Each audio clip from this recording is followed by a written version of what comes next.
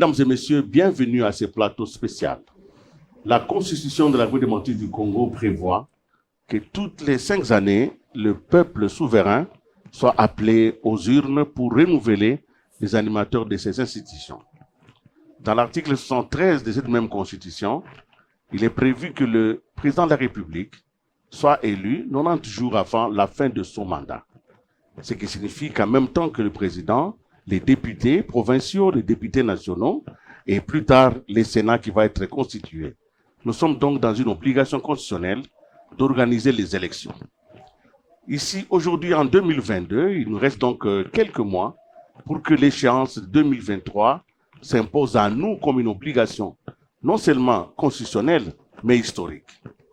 Il est donc important aussi, en même temps que nous sommes en train de parler de cela, qu'on puisse examiner non seulement le chemin qui nous mène vers les élections, mais surtout les moyens qui vont être disponibilisés pour que cette échéance soit respectée.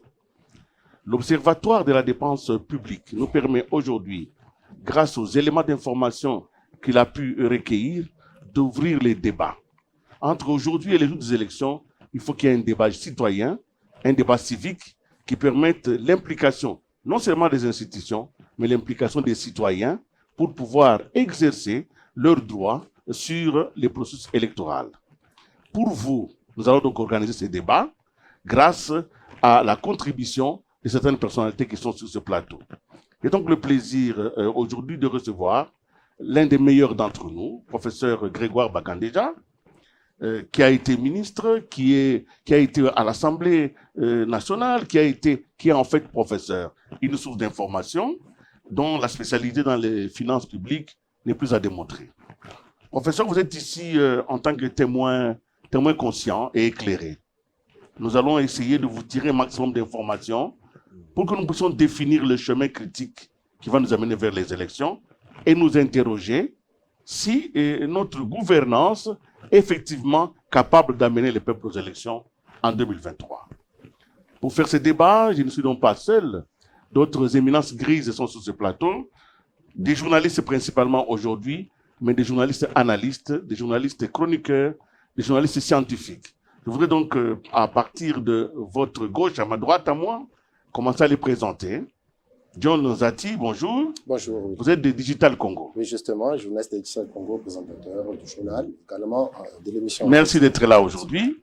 C'est lui qu'on ne présente pas plus que d'habitude, Louis-Dor Balekelai, journaliste de la télévision nationale qui est présent ici. Bonjour Louis-Dor. Bonjour, M. Willy. Merci donc d'être là. Merci d'être là. Et contribuer, surtout, j'attends le scientifique qui est en vous. Merci, c'est Voilà. promis. Et l'inévitable compagnon de route que je traîne depuis des siècles, Jérôme Sekana. Bonjour. Bonjour William. Sekana, administrateur directeur général de AGER. Bien sûr. Et président, comme il aime le dire, du réseau Toile d'araignée. Voilà. Mesdames et messieurs, vous avez donc compris le contexte dans lequel nous voulons commencer ce débat. Un débat qui va s'interroger sur les préalables au financement des élections d'ici 2023, sur les conditions même de faisabilité de ces élections, mais surtout aussi, nous allons essayer d'examiner l'intention manifeste au travers du budget qui a été promulgué pour 2022. Professeur Bakandéja, merci donc d'être là. C'est moi qui vous remercie. Voilà. Alors, la question première, c'est celle des intentions. Pour vous, quel est le sens d'un tel débat? Pourquoi faut-il parler des élections en 2022, au mois de janvier, alors que celles-ci sont prévues simplement en 2023, au mois de décembre? Mais je crois qu'il faut commencer toujours par anticiper. Quand on anticipe, on conçoit, on réfléchit sur les moyens nécessaires pour organiser de manière rationnelle des élections. Vous savez, l'élection, c'est le mode fréquemment utilisé pour accéder aux fonctions publiques. Mais l'élection pose des problèmes techniques. Il faut régler ces problèmes techniques avant de penser à organiser ou à évaluer même le coût de l'organisation. Parce que ce qui compte, ce n'est pas d'organiser, c'est organiser dans les meilleures conditions pour que les règles de jeu soient mieux entendues, mieux comprises par les acteurs. Parce qu'il y a plusieurs acteurs. Il n'y a pas que les gouvernants. Il y a la société civile. On y ajoute même les juges, parce qu'il y a des juges constitutionnels, et tout l'ensemble des acteurs doit connaître les règles du jeu avant qu'on aille à des élections, lorsqu'on se trouve dans une démocratie. Quel type de démocratie vous voulez avoir? C'est une démocratie représentative, elle a un coût. Donc, parmi les problèmes techniques, il y a d'abord les problèmes qui sont liés aux candidatures. Qui doit candidater? Il y a ce le problème d'éligibilité, parce qu'il y a des restrictions qui peuvent être imposées. C'est ainsi qu'on donnera des conditions d'âge, les conditions de formation, etc. Il y a des incompatibilités. Tout ça, ça doit être réglé au départ. La campagne électorale, elle a un coût ailleurs. Je sais qu'il y a des textes qui prévoient qu'on peut financer, mais ça n'a jamais été le cas. Parce qu'il faut payer les affiches, il faut des campagnes, etc. Alors il y a le scrutin. Le scrutin, quel est le mode de scrutin que vous voulez avoir? Et la question du scrutin, au-delà de tout ce qu'on peut penser, c'est un problème de choix et de choix politique. Tout ce qu'il y a comme aménagement technique, loin de faire illusion, ces aménagements visent la conservation, le contrôle et le maintien au pouvoir. Alors, ceux qui élaborent ces textes-là, ils savent dans quel objectif ils veulent aller. Et donc, c'est important que ça soit éclairci dès le départ et que ça soit évalué. Une question de préalable philosophique. Nous sommes quand même en train de préparer le 4e cycle électoral. Ouais. Mais j'ai l'impression que chaque fois qu'on parle d'élection, c'est comme s'il n'y avait pas de mémoire historique. Comme si tout le monde devait apprendre ces élections dans les cycles en question. Pourquoi n'avons-nous pas une pratique établie de manière à ce que d'un cycle à un autre, nous y allons pratiquement facilement et automatiquement? Pourquoi les automatismes ne se sont pas installés? Peut-on dire que chaque cycle électoral est une nouvelle république?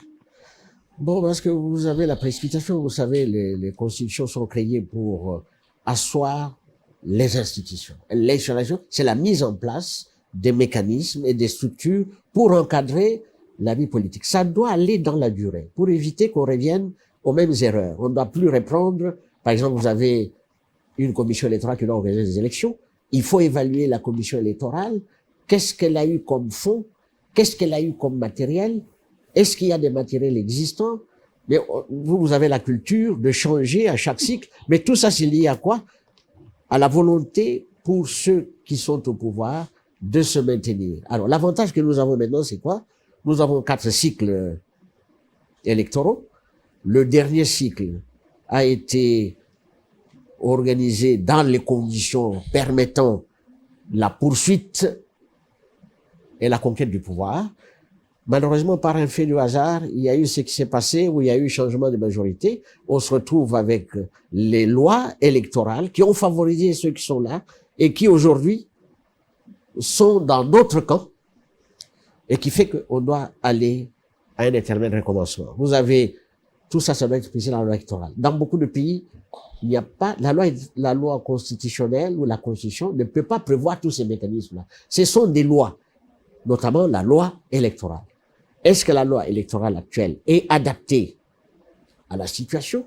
Cette loi électorale a été élaborée dans un contexte de patrimonialisation du pouvoir. C'est-à-dire qu'on retrouve dans les chambres législatives, non pas les élus véritables de la nation, mais les élus de famille.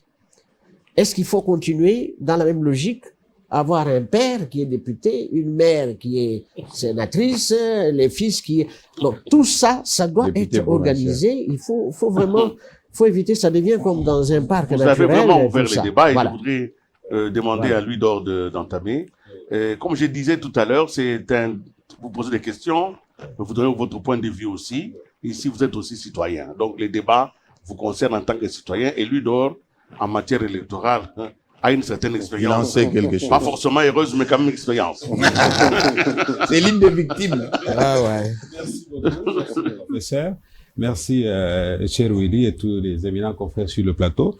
Je m'en voudrais si, d'entrée des jeux, je n'adressais pas une fière chandelle à l'ODEP, qui a pris l'initiative d'organiser ce débat public pour réduire les limites de la sous-information de l'opinion publique nationale et internationale sur la question des élections en République démocratique du Congo. Et donc, comme Willy l'a dit tout à l'heure en avant-propos, il ne s'agit pas pour nous d'une pratique de l'interview au sens classique de ce que nous apprenons à l'université, mais c'est un débat. En même temps, nous posons des questions, en même temps aussi nous émettons des points de vue qui constituent en fait des suggestions pour permettre aux décideurs d'aller dans la bonne direction. Le professeur tout à l'heure en parlant, parce que Willy m'a provoqué là-dessus, il a parlé des juges constitutionnels qui doivent être déjà mis dans le moule en perspective des élections à venir. On a une expérience malheureuse, je me permets d'en parler parce que c'est quand même un cas didactique moi-même, où nous avons vu des élus définitivement proclamés élus par la Cour constitutionnelle et qui ont été, je ne dirais pas invalidés, parce que le concept n'est pas approprié pour le cas de figure, qui ont été victimes de la superposition des arrêts frauduleux émis par la même Cour au motif qu'il s'agirait de la correction des erreurs matérielles. Et les collègues qui ont bénéficié de ces arrêts liés à la correction des erreurs matérielles siègent jusqu'aujourd'hui et au niveau des institutions, la question n'a jamais été résolue. Nous nous approchons de 2023. Un collègue a dit hier dimanche, j'étais dans une cérémonie, qu'il ne nous reste plus que 100 dimanches pour aller aux prochaines élections. Alors, cette question n'a jamais été résolue. Ça veut dire que si l'État congolais ne s'y penche pas, demain, nous aurons également des élus qui vont aller dans le contentieux électoral et qui vont être bénéficiaires des arrêts liés à la correction des erreurs matérielles, ce qui est une jurisprudence malheureuse, en ceci que la Cour constitutionnelle, qui est censée interpréter la Constitution, elle-même a violé l'article 168 de la Constitution, qui dit que les arrêts de la Cour constitutionnelle sont obligatoires, exécutoires, opposables à tous. La Cour a violé la Constitution et rien n'est dit là-dessus. Dans le groupe des victimes dont je faisais partie, nous avons saisi le Conseil des droits de l'homme des Nations Unies à Genève, qui a déploré la situation et qui a demandé que la République puisse, bien entendu, décanter cette situation en dédommageant et en indemnisant les victimes. Ça n'a jamais été fait. Est-ce que la même situation ne peut plus se reproduire les années à venir, et quelle sera l'ambiance dans laquelle on va se retrouver? Je voudrais qu'on fasse un débat là-dessus, même si c'est trop juridique, mais quand même des avis pourront nous permettre, professeur, d'éclairer la lanterne des décideurs. Bon, voilà, je vais rentrer un peu dans le droit constitutionnel. Vous savez, si l'étude du droit constitutionnel jusque-là s'était consacrée à la vie, à l'organisation et l'encadrement de la vie politique et des institutions et des mécanismes de contrôle, il y a des mécanismes juridiques et juridictionnels de contrôle. Alors, aujourd'hui, ce n'est plus cette vision-là qu'il faut poursuivre. Ça, c'est une vision qui est liée au texte qui existe. Il y a une vision qui concerne l'équilibre qu'il faut rechercher entre le politique et le juridique. Et dans le cadre de l'organisation des élections, il y a, au niveau des juridictions, pour garantir la régularité, il y a ce qu'on appelle des pressions. Il y a des pressions, notamment des pressions politiques. Qui font que les juges sortent de leur indépendance. L'indépendance est seulement proclamée. Mais l'indépendance n'est pas nécessairement affirmée. L'indépendance, c'est dans l'affirmation des textes qui prévoient qu'il n'y a plus possibilité de revenir sur ce qui a déjà été décidé et publié. Alors ça dépend du comportement que nous avons dans ce pays. C'est pas le premier cas. Hein. Il y a eu des gens aussi qui avaient, en 2006, il y a eu des gens qui avaient saisi aussi les instances internationales pour revendiquer, et ces gens ont été désintéressés. On peut les désintéresser, soit en les reprenant dans d'autres institutions, ou bien on peut les intéresser par le paiement des fonds. Ça ne devrait pas être un sport national. Ça ne devait pas être. Où les gens attendent. Mais quelle est la panacée, professeur? Oui. Parce qu'on ne doit pas continuer à répéter les mêmes erreurs comme ça, jusqu'à devenir la risée de la communauté internationale. Quelle est la solution miracle qu'il faut prendre pour qu'on n'arrive plus à ce genre de scénario? Tout dépend des modes de désignation des juges constitutionnels. Qui désigne les juges constitutionnels? Ce soit les partis politiques, c'est soit le président de la République, le Parlement. Et le Parlement. Oui. Il faut choisir parmi les meilleurs. Très bien. Alors, avec votre permission, parlons toujours des aspects juridiques. Il est établi que pour avoir des très bonnes élections crédibles en République démocratique du Congo, il faut peut-être toucher à la Constitution. Notamment qu'on revienne à 2 tours. On a connu tout ce qui s'est passé, on a bougé. Présentement, on ne peut pas aller à l'encontre de ce qui est déjà là, mais il faut essayer de réviser les choses. Et puis, il faut un arsenal juridique assez outillé pour donner la chance à tout le monde. D'autant plus que, déjà, avec la mise en place de l'équipe dirigeante de la CENI, il y a eu des hauts et des bas, il y a des mécontentements à gauche, à droite. Et même définir le mode de scrutin pour essayer de donner la chance à tout le monde avec les machines à voter qui faisaient l'objet des contestations. Comment s'y prendre, professeur? Comment nous pouvons nous y prendre pour que nous puissions mettre tout le monde d'accord, pour que tout le monde puisse se mettre sur la même longueur d'onde et puisse aller aux élections avec espoir que, même si je n'ai pas un parapluie, eh bien, je ne serai pas nommé, mais je serai élu et la population qui me fera confiance me verra à mon poste. Bon, mais je vais être franc vis-à-vis de vous. Je vois beaucoup de Congolais qui sont devenus des constitutionnalistes, tout ça, qui racontent beaucoup de choses sur la Constitution. La Constitution actuelle, c'est l'une des plus mauvaises constitutions du monde. D'abord, c'est une constitution des belligérants. Les gens ont oublié que cette constitution a été élaborée par des gens qui se sont fait la guerre. Alors, ils se sont fait des concessions réciproques.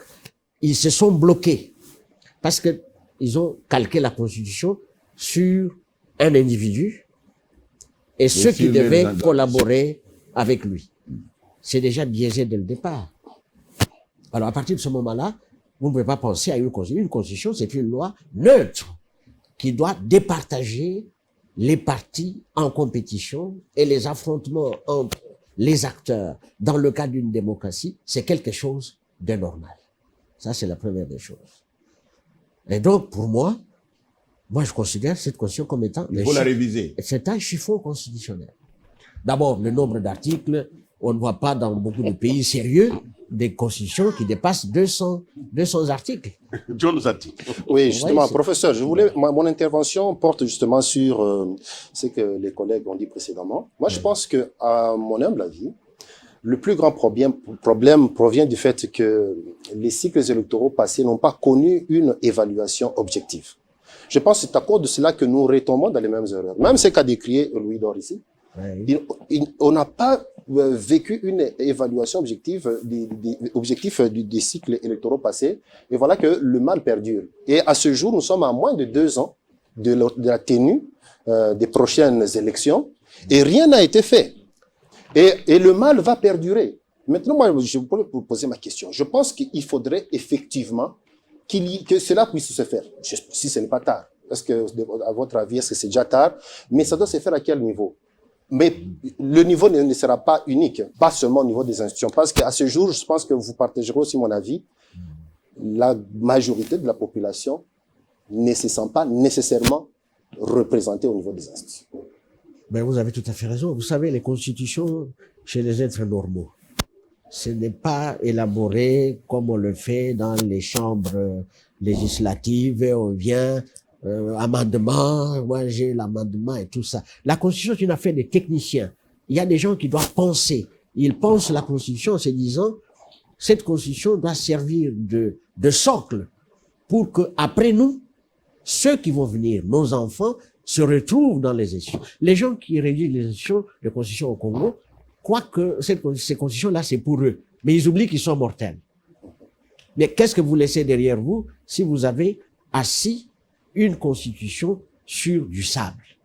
Vous n'allez pas voir. Et voilà, donc le problème encore se repose. Alors, oui. Je reviens encore à une autre intervention ici, c'est-à-dire qu'il faudrait aussi qu'on puisse encore renforcer les critères de sélection des candidats. Oui, mais ça dépend de ce qu'on a, les constitutions et tout ça, les législateurs, ils vont faire ça. Mais qui vont faire ça? C'est là pour vous savez, nous allons continuer. Alors, on peut parler un peu de... Non, laissez-moi quand même... Juste une précision, prof. Ouais. Comment changer ces chiffons-là en une serviette propre? Laissez-moi conduire le débat. Si vous voulez, sinon nous allons nous perdre notre objectif. Nous sommes ici, évidemment, pour évaluer aussi les procès en cours. Je vous ai dit au début de l'émission que c'est 2023, la date que la Constitution nous impose. Et publiquement, l'ensemble des animateurs des grandes institutions, notamment les présidents de la République, notamment les premiers ministres, notamment le président de la CENI, tous ont dit qu'ils travaillaient pour respecter les délais constitutionnels. Nous sommes aujourd'hui au mois de janvier 2022.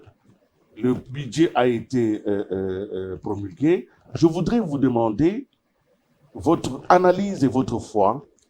Est-ce que nous sommes capables, dans les conditions actuelles, en faisant appel à tout votre background et les infos que vous avez, le Congo peut-il penser qu'en 2023, il y aura élection? Ça, c'est d'abord une des premières questions que je vous pose. Vous y répondez tous, évidemment, en ayant la prééminence du professeur tout à l'heure. Est-ce que pouvons-nous être sûrs que, en fonction des moyens, en fonction des lois, des textes, le rythme qui est imprimé aujourd'hui, allons-nous respecter les délais constitutionnels? La question, je vous la pose. Il y a 10 ans, vous m'aviez posé la même question avec Jérôme. Oui. Je vous avais dit, les élections ne seront pas organisées en 2016. Pour la plus simple raison que, quand vous n'avez pas la maîtrise de vos ressources, vous ne pouvez pas organiser des élections en comptant sur les partenaires extérieurs. La fierté pour un Congolais aurait été d'organiser des élections avec ses propres moyens. Mais quand vous dépendez de l'étranger, l'étranger va vous donner des conditions pour pouvoir financer vos opérations. Ça, c'est la première des choses. Et en démocratie, les véritables élections, c'est pas des élections présidentielles, législatives, etc. Les élections, c'est à la base. Et il y a beaucoup de gens qui oublient. Monsieur Jacques Chirac était maire de Paris. Beaucoup de premiers ministres ou députés européens ont été l'équivalent des bourgmestres. Mais vous voyez que tout le monde ici veut aller simplement au sommet. Et la compétition se limite seulement au sommet. Si le pouvoir était distribué en commençant par la base, il y aurait moins de problèmes. On dispatcherait le pouvoir politique. Parce que ce que cherchent les gens, c'est quoi? Les gens cherchent à manger. Parce que la seule profession au Congo qui nourrit bien son homme, qui nourrit l'homme, c'est de faire de la politique. Et quand on fait de la politique et qu'on veut éviter des problèmes avec les citoyens, il faut savoir redistribuer les revenus. Et la redistribution des revenus provient de la fiscalité, pour entrer dans votre cas.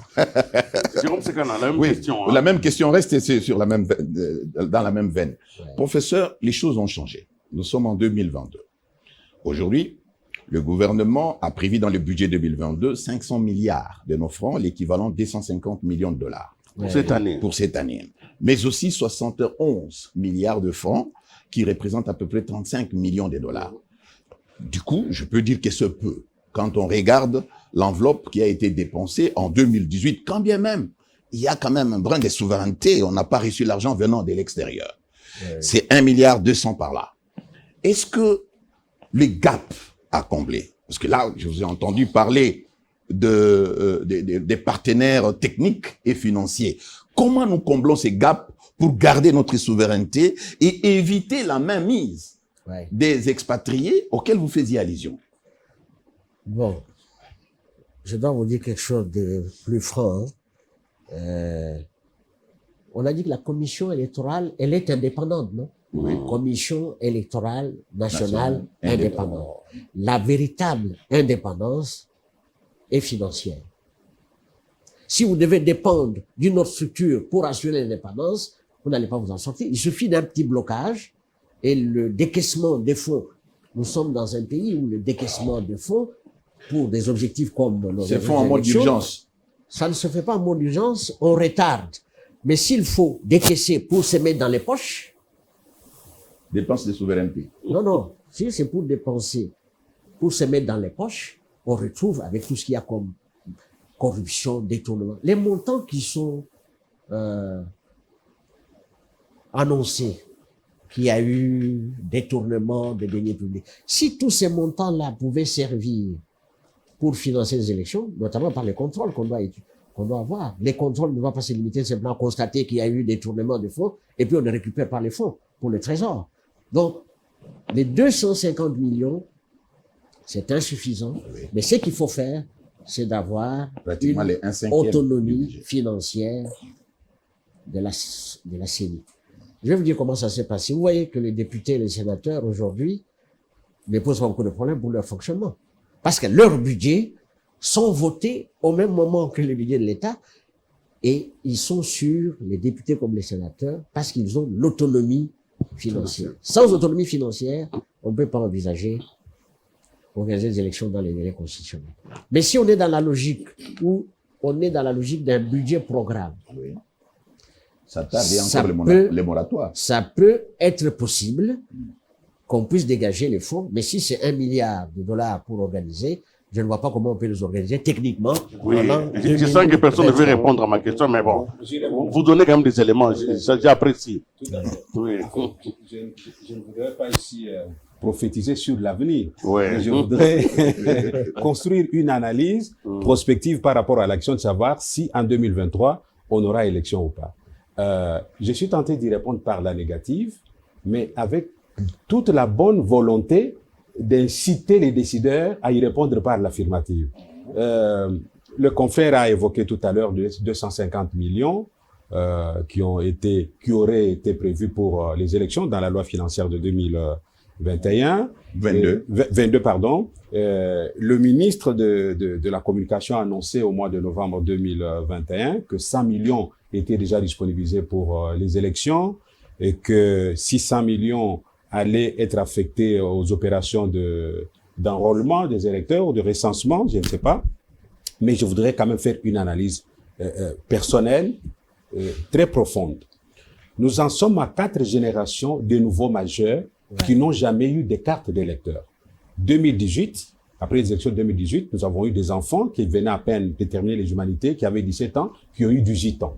En 2019, 2020, nous sommes en 2021, ça fait 4 ans, nous avons des millions de jeunes, des majeurs non enrôlés, qui n'ont pas de carte d'électeur. Mais tous les jours, quand vous allez sonder les statistiques à la DGM, vous verrez que ces enfants-là, il y en a qui vont en Europe, il y en a qui font des navettes à l'intérieur de... Mais avec quelle pièce d'identité?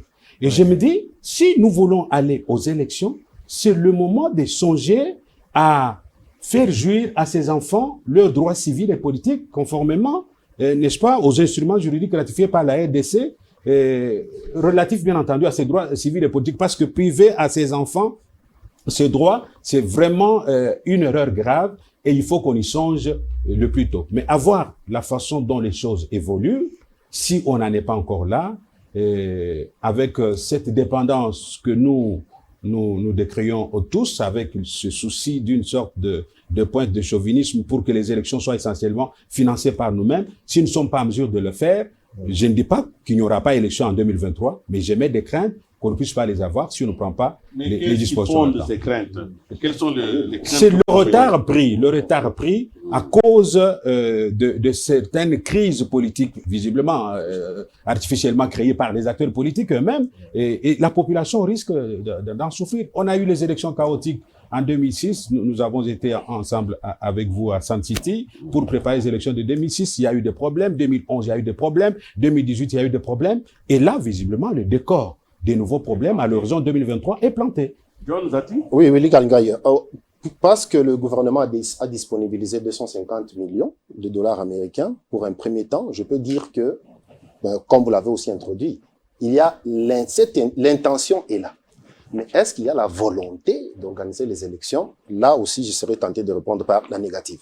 Surtout au regard de tout ce qui s'est passé ces derniers jours. On a tiré en longueur des situations qui pouvaient être résolues en très peu de temps, mais qui nous ont valu presque une année. Par exemple, le choix, la désignation des animateurs de la Commission électorale nationale indépendante. Et ces animateurs nouvellement installés doivent maintenant se mettre au travail. Eux aussi, voilà, ils étaient chez le Premier ministre récemment, demander les moyens pour ce faire. Et ces moyens, bon, c'est vrai, on les a annoncés. Est-ce que la CENI a déjà ce moyen? Point d'interrogation. Au regard du comportement de l'homme politique congolais, je peux dire que si on organisera les élections en 2023, ça sera peut-être des élections tout court, mais pas nécessairement des élections libres, crédibles. Je ne sais pas, professeur, si vous êtes aussi de mon avis. Non. La question à poser au professeur est de savoir qu'est-ce que nous devons faire au regard de ces tableaux sombres. Oui, justement, parce que j'avais déjà posé cette question lorsque j'ai parlé de l'évaluation. L'évaluation qui a manqué dans les cycles électoraux passés. Je voudrais vous rappeler que aujourd'hui, nous sommes à peu près à 8 mois de retard quand nous prenons le tableau comparatif des élections et des opérations. Voilà. Les opérations électorales sont des opérations qu'on appelle HME critiques, que vous n'allez pas changer le temps d'importation, par exemple, des marchandises ou des biens qui viendront de la Chine. Vous n'allez pas changer la distance entre Kinshasa et Kisangani. Ça se fait dans les chemins critiques connus. Alors c'est comme ça que je dis, au regard de 8 mois nous avons perdu de retard évitable, hein, un retard qui pouvait être évitable. De retard, mais surtout aussi en fonction des moyens qui sont là-bas. Parce qu'aujourd'hui, qu'est-ce que nous n'avons pas? On n'a pas le calendrier électoral. L'arsenal juridique aussi. On n'a pas. D'abord, on ne sait pas les élections elles-mêmes. Elles sont par la CENI programmées de quelle manière? Si nous devons avoir les élections, ce qui est connu, c'est la date du scrutin au mois de décembre 2023. Mais avant qu'on y arrive, quel est le chronogramme des activités? La CENI n'a pas encore publié ça. Alors, vous avez la phobie des dates. Hein. C'est une date constitutionnelle. Écoutez, les dates constitutionnelles, ça veut rien dire. Si sur le plan technique, ce n'est pas prêt, on organisera des fausses élections. Mais là, on il y a une question de départ. Mais les glissements, je peux vous dire que les glissements, il y en aura. Moi, je suis presque convaincu qu'il y en aura. Pour plusieurs raisons. La première raison, si vous voulez organiser de bonnes élections, il faut passer par l'identification. Voilà. L'identification, quand vous avez l'identification des citoyens, ça vous permet d'avoir un recensement démographique qui est scientifique et ça peut se faire en une année. Recensement démographique. À partir du recensement démographique, vous allez avoir le recensement administratif. Encore il faut qu'il y ait dans des communes des services des populations pour savoir où est-ce que tel habite ou tel habite, parce qu'au Congo, les gens se promènent, ils n'ont pas d'adresse, ils n'ont pas de résidence. Ils peuvent changer à tout moment, on ne peut pas le savoir. Ils sont des nomades comme dans un parc. À partir de ce fichier administratif, vous allez avoir le fichier électoral. Alors, pour répondre à Ludor, qui parle des nouveaux majeurs, etc., mais c'est parce que les nouveaux majeurs n'ayant pas été enregistrés, vous voulez organiser des élections sur la base des anciens fichiers. Les anciens fichiers, vous allez dire non, c'est des fichiers corrompus, etc. On va le constater. Mais c'est infecté parce que dès le départ, on ne connaît pas. J'ai même des difficultés. Vous dites que vous êtes 80 millions d'habitants, 100 millions d'habitants. Mais qui a compté ces millions d'habitants-là?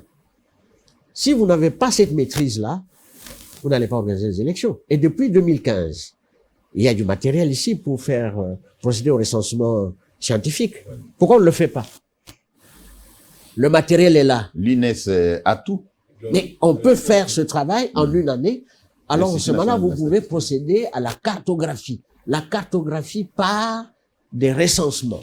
Les 3 recensements couplés vous permettent d'avoir le nombre d'électeurs. Et à partir de là, vous pouvez procéder à la répartition des sièges. La question des recensements, et vous allez réagir rapidement, la question des recensements a été une question de suspicion depuis de longues années, parce qu'on l'a utilisé comme étant un prétexte à faire prolonger les délais. En disant, non, si nous commençons le recensement de la population, ça pourra prendre 2 ou 3 ans, et en fait, c'est un moyen par lequel le pouvoir veut gagner du temps. Donc, c'est comme ça qu'il est difficile aujourd'hui de le faire sans élever cette suspicion-là.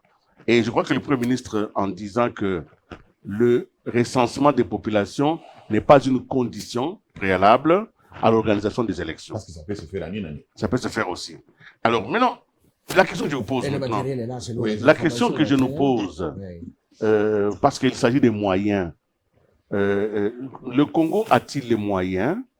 On parle beaucoup de croissance aujourd'hui, on parle de l'augmentation des recettes. Mon voisin de gauche est expert en cette matière parce qu'il dit que les régies financières ont fait du bon travail. Le Congo peut-il aujourd'hui, comme on l'a fait en 2018, financer seul les élections? Le Congo peut financer seul les élections si on met de l'ordre dans la structure chargée de la perception des impôts et taxes et dans les structures chargées de l'encadrement des dépenses. Parce que les finances d'un État porte sur quoi? Ça porte sur les prélèvements, sur les richesses qui sont produites dans un pays, évaluables en unité monétaire. Quelles sont les richesses que nous produisons? Ça, c'est une première question. Quelles sont les entreprises qui produisent ces ressources, leurs états financiers, etc. Nous avons des entreprises publiques, nous avons des entreprises privées. Il y a des entreprises qui ne paient pas. Les entreprises publiques sont des canards boiteux, tout le monde le sait. Elles ne rapportent rien à l'État. Les entreprises privées sont exonérées d'impôts, donc l'État se prive lui-même des ressources. Le peu de ressources qui rentrent, ces ressources sont réparties dans les provinces. Avec votre histoire des 40% là, lorsqu'on a élaboré la Constitution, je leur avais dit, vous serez le seul pays où on va saucissonner des ressources, 40% pour les provinces et tout ça. Les ressources là n'appartiennent pas aux provinces, ce sont les ressources de l'État. Ça peut aller dans la caisse du Trésor et par un système de répartition, on pourrait les octroyer aux différentes structures du pays. Depuis qu'on a accordé les 40%, qu'est-ce que les provinces ont fait de ces ressources-là? On les a dilapidées, sans contrôle. Quand on donne des ressources, il faut prévoir les mécanismes de contrôle de l'utilisation de ces ressources. Mais comme on était dans la logique de partition du pays, ce que vous appelez balkanisation. La balkanisation, c'est dans les esprits des hommes. Hein. C'est dans les esprits des hommes qu'il y a la balkanisation. Ça se matérialise après. Comme on avait prévu de saucissonner le pays en plusieurs États, on a accepté l'idée qu'il faut laisser des ressources aux provinces, parce que chacune de ces provinces était sous la direction des mouvements rebelles, et tout le monde voulait être roitelé. Et vous avez vu comment les ressources ont été collectées. On a créé des provinces. C'est aussi une question qu'on doit se poser. On a créé des provinces qui ne sont pas viables. Sur les 26 provinces, M. Willy Kalengai, il y a au moins 7 à 8 qui sont des provinces. Les autres là, ce sont des ligablos qui ne peuvent pas se développer. Mais on se cache ces choses-là, on dit on est dans la démocratie, etc. Mais on participe à nous-mêmes à la balkanisation du pays, avec tout ce que vous avez comme problème, des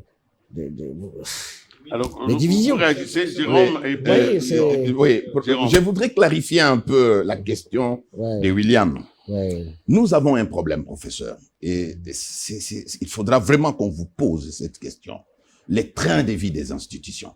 Il y a moyen, si et seulement si les institutions qui sont extrêmement budgétivores acceptaient, par exemple, de consommer de moitié ce qui est prévu même dans le budget 2022 pour que nous puissions organiser nous-mêmes, supporter nous-mêmes les élections. Mais nous assistons à une avarice extraordinaire.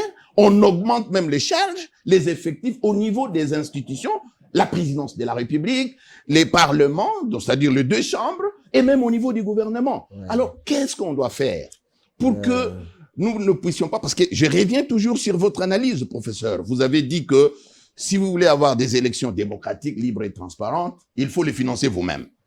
Là, pour le moment, pour les 2 ans qui nous restent, il n'y a pas d'autre solution. Si nous ne voulons pas qu'on nous apporte l'argent de l'extérieur, il faut que... Vous allez continuer. Donc, pour les téléspectateurs, pour vous, on peut avoir les moyens si on réduit les trains de vie. Dans le budget 2022. Mais vous savez, il y a des pays... Dans le budget... Si au jour d'aujourd'hui, je vais terminer par là, professeur. Si au jour d'aujourd'hui, le président de la République tape du poing sur la table, il dit, vous divisez mon budget 2022 par 2. La moitié va là-bas pour renforcer les élections.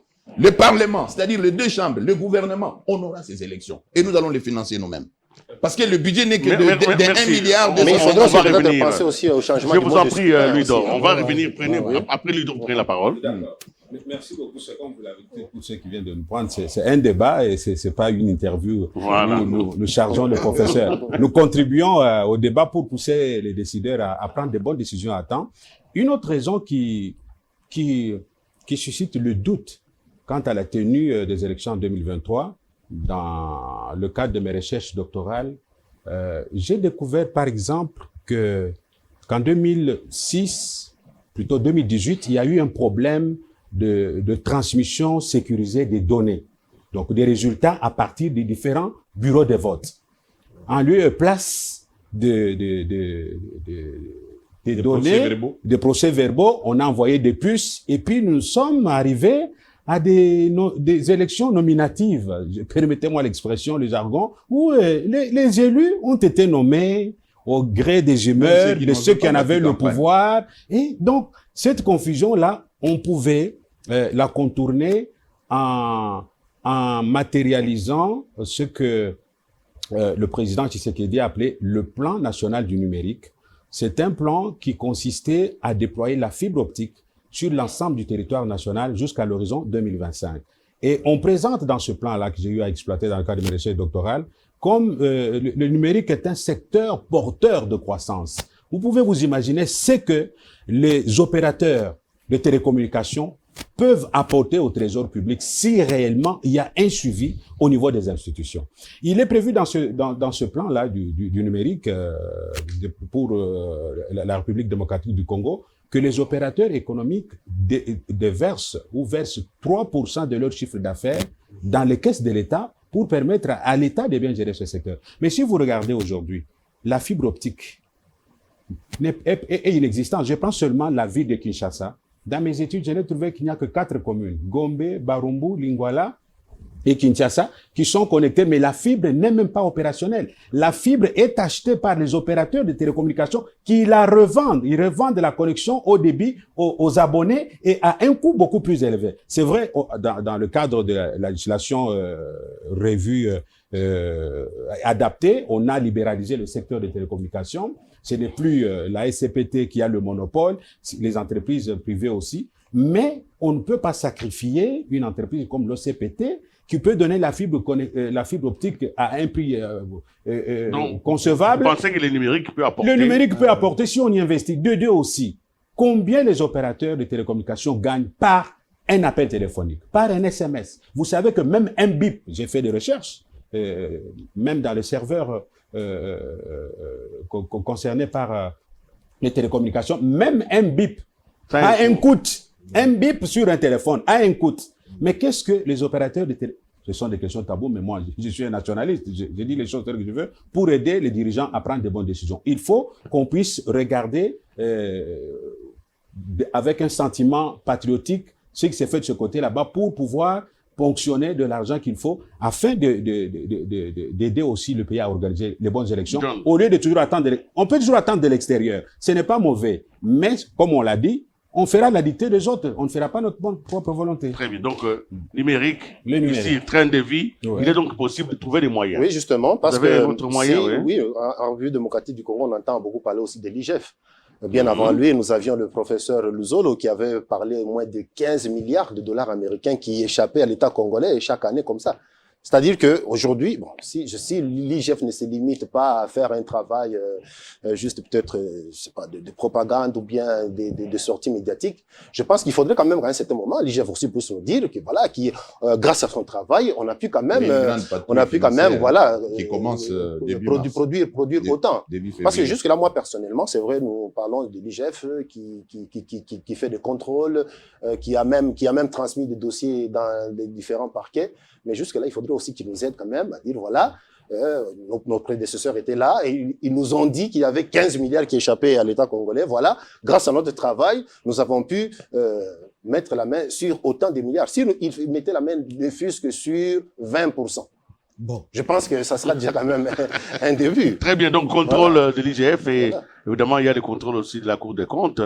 Mais vous savez, les différents DG des entreprises publiques, et ils savent ce qu'est l'IGF, hein, et ils ne dorment plus. Mais oui, ils ne dorment plus. Mais voilà, nous voulons que ça se traduise justement en réalité, que l'on sache que, voilà, et ils ne dorment plus, et ils savent ce que c'est. Ont été plus recueillis. Je vais répondre à... Jérôme, vous avez tapé là où il faut taper. On peut diminuer le train de vie des institutions.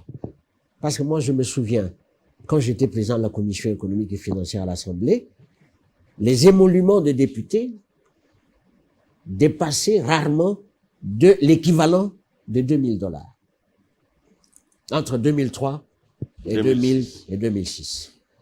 La folie dépensière qui a suivi après, on est allé de 2000 à 6000 et de 6000 à 13 000. Je ne sais pas quel montant que vous avez. Ça participe de la mauvaise politique de redistribution des revenus.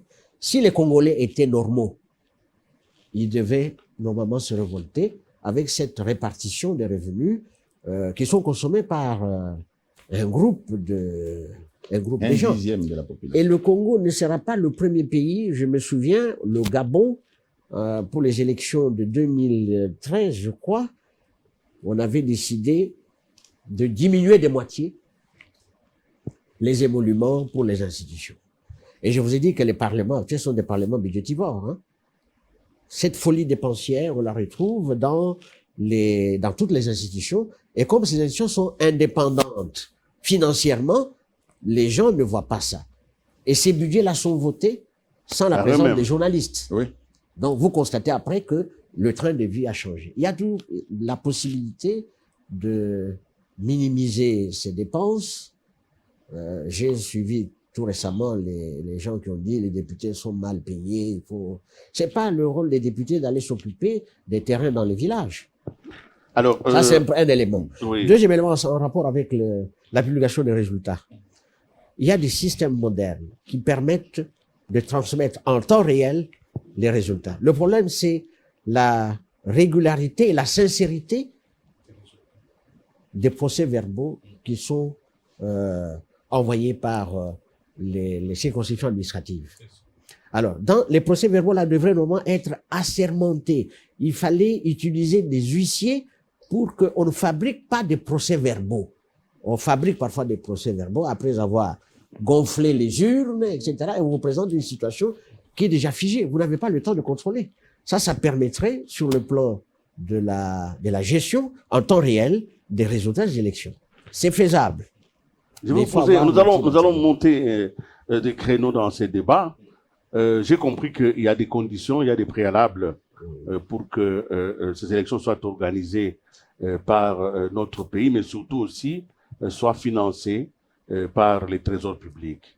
Alors, mais il se peut, et je ne le souhaite pas, il se peut que malgré la bonne foi des dirigeants, malgré les moyens mobilisés, mais les chemins critiques fait que l'on doit dépasser la date de 2023. Et que, bon, on ne le souhaite pas, mais ceci peut arriver parce que c'est déjà arrivé. Voilà. Alors, dans ces conditions-là, la première conséquence, c'est que la légitimité de tous les animateurs des institutions elle est caduque. Il n'y a donc pas de légitimité et la démocratie veut que les institutions soient non seulement légales, mais légitimes. Dans le passé, prévoyant cela, les hommes politiques ont fait un dialogue autour duquel ils ont organisé ce que nous avons appelé les glissements. Je vous pose donc une question. Dans la probabilité qu'il y ait un glissement, pensez-vous que ce glissement devrait nécessairement être légitimé par un accord entre parties, ou bien tout le monde peut dire, écoutez, c'est quelques mois, c'est une année, les institutions restent, on ne change rien, on continue. Pensez-vous qu'il faut absolument qu'il y ait un accord, donc une nouvelle légitimité de consensuelle entre classes politiques, ou bien ça peut continuer jusqu'à la date des élections? Je voudrais enrichir un peu ce que vous venez de dire. Il faut me répondre. Hein? Oui, je réponds. Écoutez, on vous doit savez, répondre. Pour conjurer la crise de légitimité qui nous colle à la peau depuis des années et qui a mais elle a été réglée quand même. Elle a été réglée. 3 procès électoraux quand même. Mais bien sûr, bien sûr, il faut nécessairement qu'on évite les glissements. Ça c'est de un. Mais écoutez, mais répondez à mon hypothèse. Sinon nous allons. Bien sûr. Voilà. Mais s'il faut glisser, il faut un dialogue. C'est clair. Maintenant, moi, je suis encore dans l'hypothèse où nous avons tous les moyens pour organiser, donner les moyens à l'État. Et c'est pour cette raison que je voudrais répondre à ce que mon confrère a soulevé et compléter les professeurs sur 2 points. Je voudrais vous rappeler que les machines à voter que nous avons là peuvent porter des puces ou des cartes SIM. En République démocratique du Congo, nous avons 45 millions de cartes SIM activées. Cela veut dire que tous les opérateurs mis ensemble utilisent ça pour prélever aussi l'argent. Ouais. Et je vous donne l'information que ce que brassent les sociétés de télécommunications en République démocratique du Congo par an, c'est entre 35 et 50 milliards de dollars. Et que l'État est incapable de prélever même pas 10%. Bon, même pas 10%. Mais vous connaissez la raison. Alors, la raison. Là, je vais citer, professeur. Ouais. Donc, il y a moyen, d'autant plus que la CENI a des VSAT, d'autant plus que le pays est presque arrosé. Là où il n'y a pas d'antenne de télécommunications, on peut utiliser les VSAT, et là où il y a les antennes, on peut utiliser des cartes SIM. Deuxième élément, professeur. Est-ce que vous savez qu'on est allé voler au Parlement la loi cadre sur les télécoms? Et on est venu faire signer ça au président de la République. Les députés et sénateurs qui nous suivent savent. Nous nous sommes bâtis dans les cadres de toile d'araignée parce qu'on avait tripatouillé cette loi cadre-là. Et on a dépouillé l'État de toutes ses prérogatives régaliennes pour empêcher l'État, notamment via la SCTP, de gagner de l'argent. L'équivalent de la SCTP en Chine, China Telecom, mobilise par jour 1,5 milliard de dollars à cause de la fibre optique. Mais chez nous, on a détruit. Voilà pourquoi une autre solution pour donner l'argent à l'État, c'est d'accepter notre requête avec l'ODEP. Nous avons saisi les autorités pour qu'on puisse annuler au niveau des autorités compétentes judiciaires la loi cadre sur les télécoms, qu'on la retourne comme elle était retournée en 2018 au Parlement, afin qu'on permette à l'État. C'est une manne financière qui échappe à la République démocratique. Bon, merci. Je vous en prie. Vous avez la parole. Merci. Oui, pour votre information, cette loi cadre-là du 25 novembre 2020 a été déjà promulguée. Mais bien sûr. Nous l'avons bloqué pendant une année au journal officiel. Elle a déjà été promulguée et les choses restent telles quelles. L'État ne semble pas vraiment s'y retrouver. Mais c'est une loi qui existe déjà et elle est déjà opposable à tout. C'est pas l'État qui ne se retrouve pas. Les individus. Oui. Ils l'ont. Il y a eu la corruption. Et c'est pas la première fois, parce qu'il y a plusieurs lois qui quittent la Chambre pour aller à la présidence de la République. Pendant que les députés et sénateurs attendent la loi là-bas, ça se trouve à la présidence. On tripatouille, on enlève des virgules, etc. Ça change complètement tout. C'est très grave, ça. C'est très grave. La loi est déjà là, je l'ai lu de bout en bout. Et puis, c'est 3%. C'est un chiffon, c'est lui. C'est 3% qui sont prévus comme 3% du chiffre d'affaires des opérateurs de télécommunications qui doivent être donc versés dans la caisse de l'État. Mais aussi curieux que cela puisse paraître. Il faut un audit technique. Je vous en prie. Non, l'audit, pas l'audit. Parce qu'en réalité, et avant que je risque de perdre l'idée, il faut voir qu'ils sont actionnaires dans les sociétés de télécommunications. Ce sont les dirigeants qui sont actionnaires dans les sociétés de télécommunications, qui ont donc minoré la fiscalité pour se les mettre dans les poches. Donc il faut partir dans les statuts de ces sociétés-là, parce que ce sont des sociétés d'origine étrangère. Mais quand elles viennent ici, elles doivent être créées conformément à la loi, et il y a des acteurs nationaux qui sont des associés. Il faut voir qui sont associés dans ces sociétés-là. C'est connu. Ah, bon. Alors, c'est... Je vous en prie. Il faut imposer l'autorité de l'État. Paraître, disais-je, j'ai parcouru la loi des finances 2022. Il n'y a rien qui est prévu pour le financement du déploiement de la fibre optique. Peut-être un oubli, mais je le dis pour que ça retienne l'attention des décideurs. Parce qu'on doit aider effectivement le président qui tient vraiment au secteur du numérique. Nous avons saisi les conseils pour d'État. Que ça rapporte des fonds à l'État. Il faut qu'on voit, il n'y a rien qui est prévu pour la fibre optique. Mon confrère a évoqué les VSAT pour la transmission sécurisée des données. En tout cas, dans les études techniques qui sont faites, les VSAT présentent certaines limites, d'autant plus que la couverture est faible. Par contre, avec la fibre optique, la transmission des données est sécurisée, même s'il y a des intempéries. Elle n'est pas là. Elle n'est pas là. Alors, je voudrais que vous reveniez quand même à ma question de la non-organisation en 2023. Vous avez une réponse par rapport à ça? J'ai une réponse. Répondez. Je ne conseille pas personnellement au président Tshisekedi de tomber de ce piège du glissement, de ne pas organiser les élections et de céder à la tentation du dialogue. La volonté, on ne va pas innover chaque année. Il faudrait qu'on cherche les moyens, même s'il faut. Je sens on organise les élections dans les délais. Je sens On va parler de cycle électoral. On peut séquencer les cycles électoraux. On peut commencer en 2023, effectivement, par les élections municipales. Ça, c'est faisable. Qui n'ont jamais d'ailleurs. Qui n'ont jamais été organisées. On commence avec les élections municipales, peut-être pas locales, parce que là, ça sera avec la machine à voter, on peut tout prendre en les élections municipales peuvent être organisées dans un premier temps. Ensuite, suivra les élections législatives et présidentielles et les élections provinciales. Ça peut se faire. Donc, on peut faire en fait non un glissement, mais un calendrier élargi. Un calendrier élargi permettant... Mais là, les politiques doivent s'entendre. Voyez-vous, en une année, il ne nous reste que 100 dimanches. Je vous en prie, John. Quand Jérôme parle des politiques qui doivent s'entendre, donc nous revenons encore dans la logique du dialogue. Or, les dialogues, en tout cas, il faudrait aussi savoir... Les dialogues à des vertus, c'est aussi dangereux parce qu'on ne sait jamais. Si de départ le passé, cette expérience a été tentée, et voilà, quand même, on a pu patienter 2 ans pour organiser les élections. Je voudrais vous rappeler. Il faudrait, lorsqu'on vit dans une nation, nous devons quand même apprendre à nous prendre au sérieux, c'est-à-dire, il faudrait pas toujours vivre dans l'incertitude.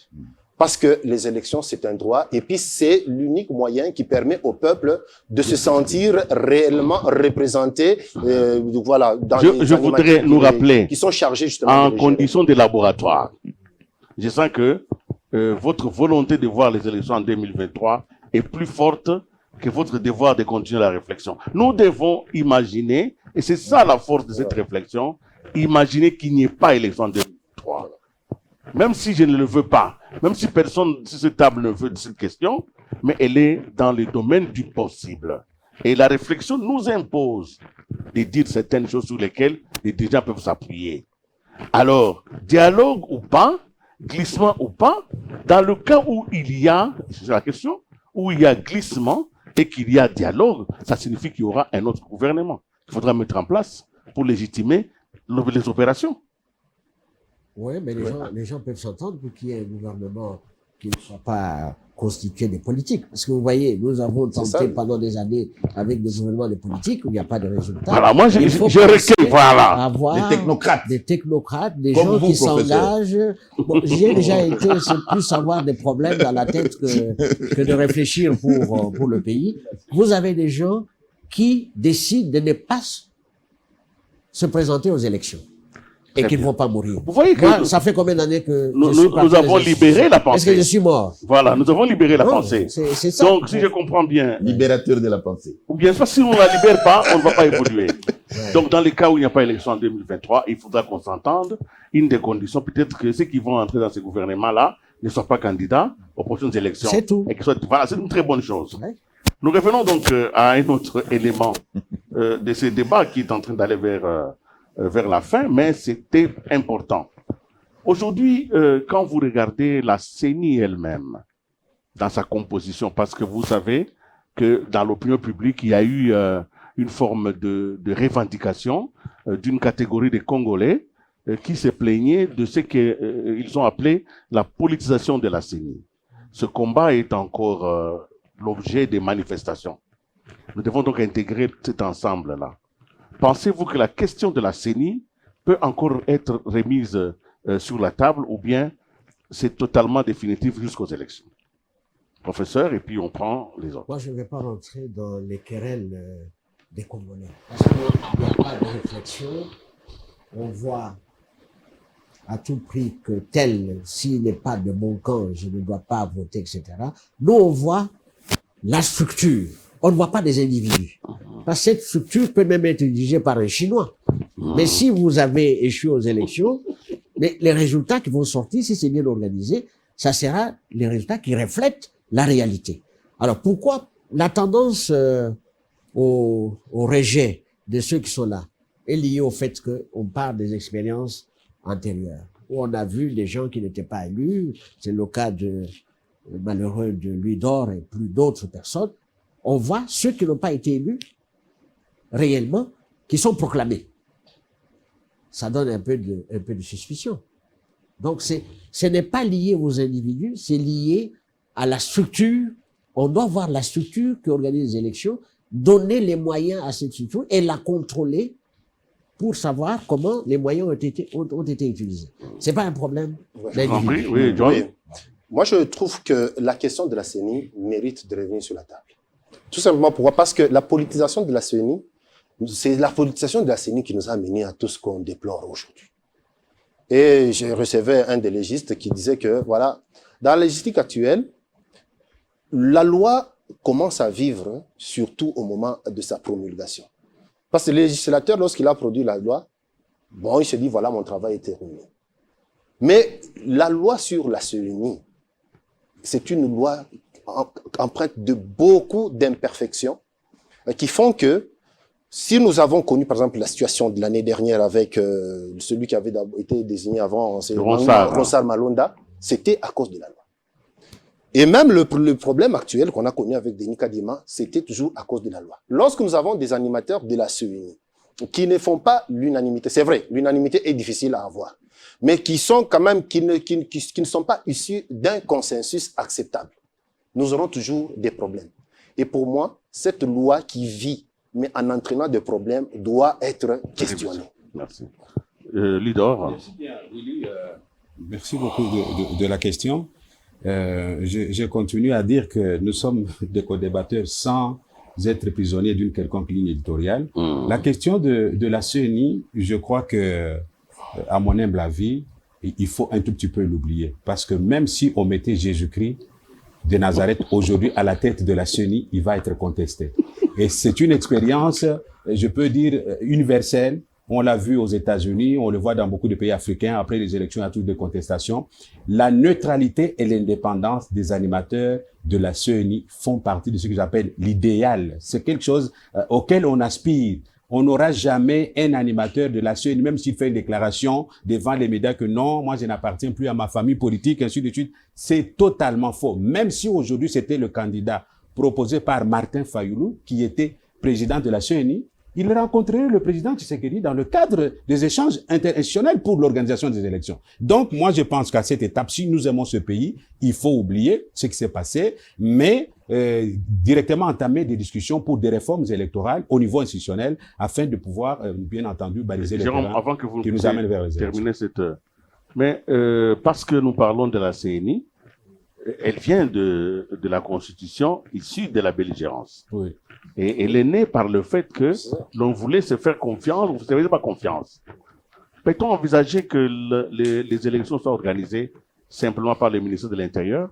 Oui, c'est quand même une possibilité. Cette question, il faut réviser la Constitution. Moi, je suis totalement d'accord. Je vais justement revenir là-dessus. Dans beaucoup de pays, il n'y a pas de commission électorale. Les pays, en dehors des pays francophones, les commissions électorales sont dans des pays où la démocratie n'était pas assise dès le départ dans les institutions. Quand vous allez dans les pays anglophones, il n'y a pas de commission électorale indépendante. On reconnaît les résultats.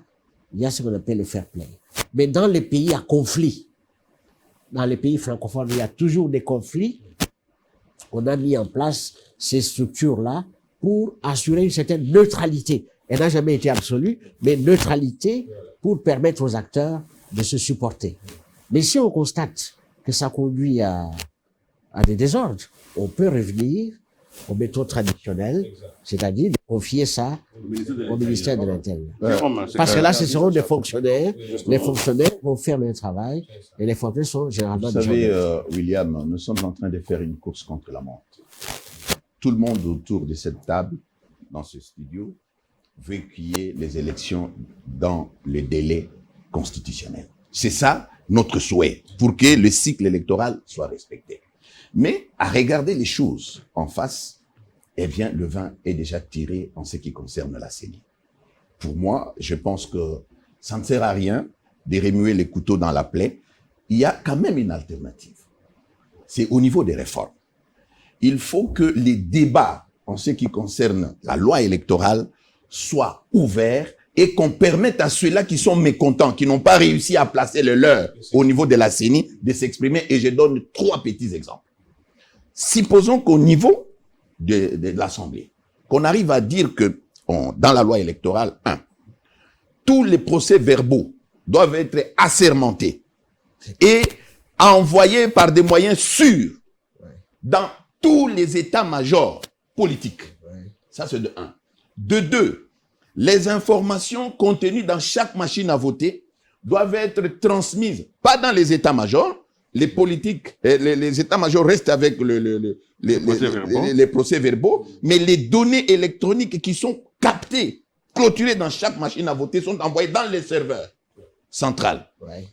Troisièmement, les élections, étant donné qu'on a mis la technique à la disposition de la CENI, les résultats doivent être publiés le même jour. Le même jour, parce que quand on a les informations en temps réel, eh bien, on peut arriver à publier. Et là, il y a moins de fraude. Troisièmement, un élément qui peut figurer dans la loi. Ça, je propose aux députés et sénateurs qui nous suivent. Étant donné que nous avons des difficultés de transport, le pays est immense, on n'a pas tous les moyens de notre politique, on peut organiser les élections sur 3 jours. Pourquoi? Cette machine à voter que nous avons est capable de permettre à un électeur de voter son président de la République, de voter son député national, son député provincial, son maire de la ville, ainsi de suite. En ce moment-là, on accorde un peu de temps à l'électeur. On s'est dit, bon, écoutez, vous arrivez devant, vous savez déjà, vous avez un bulletin où vous allez déjà, vous savez, vous allez mettre votre président, ainsi de suite. Vous entrez là-bas. Il faut que chacun prenne même 5 minutes. C'est une machine. Pour faire ça, on accepte, mais on permet à tous les Congolais de pouvoir voter et on organise les élections. 4 scrutins en une fois et on les fait un dimanche, un lundi, un mardi et le mercredi on clôture. En ces moments-là, non. Le pays est immense avec tout ce que... En ces moments-là, on aura des résultats fiables, indiscutables. Et le jour de la clôture, la CENI a l'obligation de publier le résultat. Parce qu'on a vécu, le cinéma qu'on a vécu, pendant qu'on est en train de publier des papiers qui passent derrière le dos. Vous avez oublié le mien, citez son nom là-bas comme député. On n'est pas des députés comme ça. Merci, chers amis.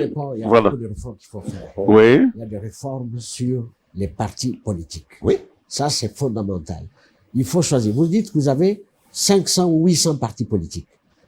Est-ce que c'est des réels partis politiques? Ça, c'est la première question. Si on avait 500, 600 entreprises créées, ça donnerait du travail aux gens. Parce que les gens cherchent à aller aux élections pour avoir des mandats publics. Pourquoi? Parce qu'ils cherchent de l'argent. C'est la seule profession qui existe au Congo, c'est la profession de politique. Or, un politique ne peut pas être un commerçant qui va chercher de l'argent. Il vient pour servir. Ouais. Il doit avoir une profession. Mais vous ne pouvez pas être à la fois. Premièrement, vous avez comme fonction, on a constaté ça, quelle est votre fonction? Pour devenir le ministre ou bien si c'est là. Non. Chacun a une politique. profession. Vous êtes des journalistes, vous êtes des avocats. Des professeurs vous êtes d'université, médecins, voilà. Contentez-vous de cela, mais cela n'est possible que par une meilleure redistribution des richesses. Nous allons... Si on redistribue rationnellement des richesses dans un pays, Voilà. beaucoup de gens ne vont pas aller en politique. Nous allons prendre le dernier tour de table et nous allons terminer cet échange, cette dernière table. Nous allons quitter un tout petit peu les élections pour examiner la qualité de la dépense publique, parce que vous avez tous ici déploré le fait que l'État n'a pas de moyens, non seulement parce qu'il n'y en a pas, parce qu'il y a aussi fraude, détournement des fonds publics. Aujourd'hui, comment améliorer la dépense publique? Quelles sont les différentes réformes qu'il s'agit de suivre? L'ODEP nous permet sans doute parfois de tirer la sonnette d'alarme, de dire voilà, là vous avez dépassé, là il y a eu détournement. Maintenant, en tant qu'analyste, comment nous faisons pour que ces détournements finissent finalement? On en a parlé, mais cette année ici, c'était devenu presque comme un sport national. Comment on fait pour pouvoir améliorer la qualité de la dépense en minimisant au maximum la question du détournement? Nous allons commencer par Jérôme, et puis nous finirons par les professeurs qui vont clôturer. Il y a des réformes, il faut quand même applaudir des deux mains les réformes que nous avons. Depuis 2018, le pays est doté de ce qu'on appelle la chaîne de la recette publique, qui est opérationnelle, qui est en train de s'implémenter sur l'ensemble du territoire national. Dans la ville de Kinshasa, nous avons ce qu'on appelle le ring de Kinshasa, 12 km de fibres optiques qui interconnectent toutes les banques, toutes les régies, et quand vous venez payer, à la seconde, tout le monde est informé que vous avez payé. C'est une avancée majeure. C'est ce qui fait que vous avez un boom des recettes au niveau des régies financières. Mais à côté de cette fibre, de cette chaîne de la recette publique, il y a la traditionnelle chaîne de la dépense, avec ses 4 phases. L'engagement, la liquidation, l'ordonnancement et les paiements au niveau de la Banque centrale. Mais c'est là où il y a des problèmes avec des dépenses d'urgence. Des dépenses d'urgence, entre guillemets, des souverainetés, c'est là où on dilapide l'argent comme si c'était des cacahuètes, ceux qui les font, oubliant que c'est un patrimoine national. Alors, ce qu'il faut faire, c'est essayer de réglementer les choses. Maintenant que les recettes augmentent, eh bien, la qualité de la dépense doit suivre. Et cette qualité de la dépense doit être assortie d'une volonté politique du chef de l'État qui doit donner les tonus, par exemple en disant que, eh bien, j'ai promulgué la loi des finances 2022, nous, politiquement au niveau du gouvernement, nous réduisons les trains de vie et que le gouvernement se mette. Ce qui va permettre à ce qu'on ne détourne pas. Non. Ah, d'accord. Parce que le problème est le suivant. Moi, j'ai confiance à l'IGF pour le moment. Il y a une patrouille financière qui est enclenchée pour surveiller les décaissements de l'argent public. C'est-à-dire, vous avez des dépenses à faire avant de les exécuter, l'IGF est là. Est-ce que vous savez que même au niveau de la Banque centrale, il y avait déjà les gaillards de l'IGF qui étaient là-bas? Combien d'argent on a récupéré? Une vingtaine de millions de dollars qui allaient sortir pour être dilapidés. Donc, je pense que avec la présence de l'IGF, avec la présence de la chaîne de la recette qui augmente les recettes, et là, il faut respecter les 4 phases de la chaîne de la dépense que je venais de décrire ici. Mais au-dessus de tout ça, la volonté politique, l'exemple venant d'en haut, le président de la République doit réduire son train de vie. Il doit servir d'exemple comme il avait fait le tout premier voyage qu'il avait effectué. Il avait remboursé de l'argent. Il doit continuer sur cette lancée et qu'on arrête avec les cinémas. L'argent du trésor public, quand on l'a détourné, il faut qu'on sanctionne les détourneurs et l'argent doit retourner. Et pour terminer, il faut que ceux qui volent retournent. Mais il y a la cour des comptes. Vous savez que nous avons des magistrats là-bas, assermentés, qui ont été formés par la Banque mondiale. Ils n'ont jamais prêté serment. Il y a des juges financiers là-bas. En principe, l'IGF ne pouvait pas amener ces dossiers au niveau des parquets, où on peut entrer et sortir et corrompre comme on veut. Là-bas, si l'IGF prend ces dossiers et amène dans les tribunaux financiers qui se trouvent installés avec des gens bien aguerris, bien formés, qui sont à la Cour des comptes. William, pour terminer, il ne faut pas que les gens pensent que non, quand je parle du chef de l'État, je suis contre lui. Non, il est notre président de la République. Il est mon président de la République. Et moi, je veux qu'il réussisse. Ce n'est pas pour rien que nous l'avons élu. Donc, les gens doivent comprendre que lorsque nous réfléchissons à haute voix pour amener notre pays vers le progrès, eh bien, on n'a pas des gants à mettre. Eh bien, il est le garant de la nation. Et en tant que garant de la nation, il est le premier politicien et le premier citoyen. S'il tape du poing sur la table, les choses changent. Voilà pourquoi nous les citons. Et pour terminer, nous, au niveau des toiles d'araignée, nous, au niveau de l'ODEP, parce que nous avons fait un consortium, nous avons saisi les autorités judiciaires, notamment pour que nous puissions faire annuler la loi cadre sur les télécoms. Les conseils d'État doit annuler cette loi cadre-là qui a été promulguée, la renvoyer au Parlement pour que nous puissions donner à l'État les moyens de sa politique. Il y a des milliards à ramasser là-dedans. Merci. Ludor. Moi, j'aimerais quand même qu'une nette différence soit faite entre le travail de l'IGF, de la Cour des comptes et de l'ODEP. Je voudrais commencer par l'ODEP. Moi, je plaide pour que l'État donne à cette institution, si je peux ainsi le dire, les moyens de sa politique pour nous aider aussi à jouer son rôle. Parce qu'il y a toujours cette confusion avec l'IGF, on ne sait plus aujourd'hui quel est le rôle de la Cour des comptes, et surtout, pour ce qui concerne l'IGF, le travail est appréciable d'une manière générale, mais le battage médiatique qui accompagne ce travail fait qu'à certains moments, certaines personnes risquent de croire que c'est un service qui plaide pour une chapelle, qui est au service d'une chapelle, ce qui n'est pas bon. Moi, je pense que quand on arrête des gens ou quand on dénonce les détournements des deniers publics, que les personnes coupables soient arrêtées, jugées, et lorsque l'argent qu'ils ont détourné est remboursé, que ça se fasse devant les médias et qu'on rende compte de la façon dont sont gérés les fonds détournés. Mais tant que rien n'est fait, que les gens vont en prison pour quelques heures et puis on les revoit, ça crée un problème. Et dans l'entretemps, nous avons besoin d'argent pour organiser les élections en 2023. Je rappelle qu'il ne reste que 100 dimanches. Merci. Oui, à cette question, moi, je réponds tout simplement, il faudrait qu'on dise tout simplement halte à la complaisance. Lorsqu'on parle de la chaîne de dépenses, c'est vrai, c'est-à-dire qu'on parle de la traçabilité. Mais cette traçabilité aussi doit aussi intervenir après. C'est-à-dire, on a effectué le contrôle, on a remarqué que autant a été détourné, mais il faudrait aussi qu'on nous dise que ce qu'on a retrouvé, ce qu'on a récupéré, voilà, on en a fait ceci. On l'a placé à tel endroit. Justement,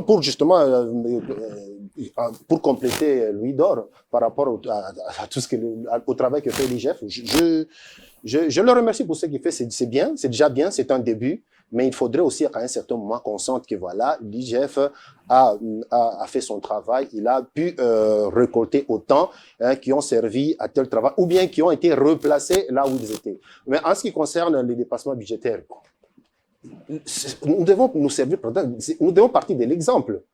Quelle est l'institution qui est la plus réputée en matière de dépassement budgétaire? C'est ça le problème. Il faudrait que l'exemple provienne de la tête. Et je pense que tout le monde suivra. Et puis, pour ne pas citer notre ancien président qui condamnait les détournements, mais avec cette petite nuance, mais voyez un peu. Voilà. Lorsque les gens, on sait que voilà, au niveau de la tête, il y a déjà ça, parce que tous ces dépassements, c'est pas pour rien que ça s'est fait. Et c'est pas pour rien que ça s'est fait. Je pense que l'exemple doit venir d'en haut. Et puis après, bon, les autres suivront. Professeur Bakande, déjà pour terminer cette émission. La première des choses à vous dire, c'est que des réformes sont toujours nécessaires. Et en matière de gestion publique, les premières réformes à faire, c'est en matière financière. Il n'y a pas d'État sans ressources. Or, c'est dans le domaine des finances où on ne légifère presque pas. On peut légiférer, violence faite aux femmes et tout ce qu'on veut là. Mais en matière financière, on ne voit pas des lois pour protéger les deniers publics. Moi, j'apprécie le fait qu'il y ait la chaîne des recettes. Pourquoi on a parlé de la chaîne des dépenses avant? La chaîne des dépenses, c'était seulement pour vous dire, cessez de vous voler vous-même, respectez la loi sur la comptabilité publique. Mais qu'est-ce qu'on a remarqué en réalité? Le circuit informatisé de dépenses signifie que si on utilise l'outil moderne, on pouvait aller avec son ordinateur, on vérifie comment les fonds sont en train d'être mouvementés de tels engagements, liquidations, ordonnancements et paiements. Mais ce n'est pas le cas. On doit suivre les agents dans ces services dépensiers de l'État. On doit suivre les agents pour s'assurer que le travail est fait. Et s'assurer que le travail est fait, c'est utiliser la corruption. Or, c'est ça qu'on ne veut pas. Alors, dernier élément important pour en ce qui concerne les dépenses. Il faut retenir que gouverner, c'est dépenser. Mais c'est dépenser économiquement utile. Il y a certaines dépenses qui peuvent être considérées comme étant improductives, mais qui s'avèrent par après étant des dépenses d'investissement et de développement. Dans la conception classique des finances publiques, on considérait par exemple que financer l'éducation, la santé, c'était improductif. Mais aujourd'hui, on se rend compte que lorsque on finance la santé, on finance l'éducation, on s'enrichit. Donc, il y a des dépenses économiquement utiles et des dépenses politiquement utiles et politiquement inutiles. Donc, c'est un problème de choix de la part de l'autorité qui doit savoir quelle est la dépense que je dois réaliser qui permet d'avoir des ressources suffisantes. Dernier exemple, on a critiqué, je crois, c'est le DEP. Voilà, le président de la République a fait beaucoup de déplacements à l'extérieur, etc. La diplomatie, par le passé, était une dépense économiquement inutile, dans la conception classique. Mais on s'est rendu compte qu'avec la diplomatie, ça peut vous ramener de l'argent. Alors le plus important, c'est le contrôle qu'on doit faire de l'utilisation de ces ressources-là. Il y a deux institutions de contrôle dans un pays, c'est l'inspection générale des finances et la Cour des comptes. On ne met pas l'accent sur la Cour des comptes, qui a un pouvoir financier important, qui fait trembler les gens. On met l'accent sur une structure qui n'a pas de pouvoir coercitif, qui dénonce, mais pour mettre en œuvre ces dénonciations, appliquer les lois pénales, pour récupérer ce qui est dû à l'État, on ne recourt pas aux structures appropriées. Et là, on est mal parti. Merci beaucoup, professeur Grégoire Bakande Jawampou. Vous avez parlé de la diplomatie, ce qui me permet d'évoquer votre ouvrage Droit du commerce international en Afrique, à la quête d'une mondialisation économique équilibrée et porteuse d'espoir. Nous sommes donc bel et bien un pays qui se gouverne de l'intérieur pour s'ouvrir à l'extérieur. Il faudra donc que nous soyons, en faisant les élections de manière régulière, c'est ça qui va créer cette visibilité et cette réputation des pays sérieux, des pays démocratiques. Mesdames et messieurs, nous avons donc fini ce débat. Ce débat est ouvert pour vous. Il s'est clôturé provisoirement pour nous aujourd'hui. Nous nous sommes interrogés. Pouvons-nous organiser les élections en 2023? Nous avons dit, nous pouvons le faire, à condition que les préalables que nous avons évoqués aujourd'hui, même ceux qu'on n'a pas évoqués, soient effectivement respectés. Nous avons dit, et c'est une phrase heureuse, il nous reste 100 dimanches, les jours du Seigneur. Il nous reste 100 jours du Seigneur pour que le jour du pays s'imposât, les jours des élections. Alors, dans les Seigneurs, travaillons de manière rigoureuse pour que les institutions ne perdent pas une minute pour l'organisation de ces élections en 2023. Mesdames et messieurs, c'est par ici que nous nous séparons. Je remercie vraiment les co-débatteurs qui étaient aujourd'hui Jérôme Sekana, Ludor Balekelai et John Zati, mais aussi surtout notre invité principal, le professeur Grégoire Bakandeja, dont les générations des hommes formés font déjà une armée aujourd'hui. Au revoir et à la prochaine.